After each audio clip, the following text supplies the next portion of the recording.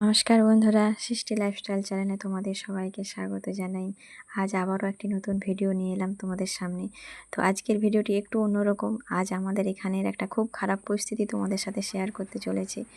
তো এটাই হলো আমার সেই খারাপ পরিস্থিতি, কারণ এখন এখানে আমাদের দেশে প্রচুর বৃষ্টি হওয়ার কারণে নদীতে প্রচুর জল এসেছে, যেই কারণে আমরা খুব ভয়ে আছি, যেটা খুবই আতঙ্কিত বলতে পারো। তো আমাদের এখানে নদীর জলটা এই সময় দেখো বন্ধুরা, এ ঠিক কী হিসেবে জলের রেসটা যাচ্ছে, ওটা আমাদের বাড়ির দিকেই জলের রেসটা যাচ্ছে। তো যে কোনো মুহূর্তে যে কোনো দিকে যে বাঁধ ভাঙলে আমাদের এদিকে জল আসবে।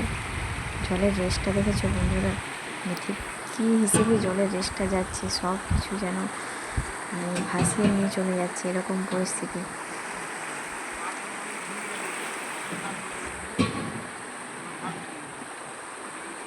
পুরো নদী ভরা, রাস্তায় একদম পুরো সমান হয়ে গেছে, তবে এখনও রাস্তার উপরে ওঠেনি। মাঠ ঘাট পুরো ভর্তি, আর পুরো নদীটা পুরো ভরা। তো খুবই চিন্তায় আছি আমরা। আর জলের আওয়াজটা শুনেছো বন্ধুরা, যেন মনে হবে দীঘার পাড়ে বসে আছে।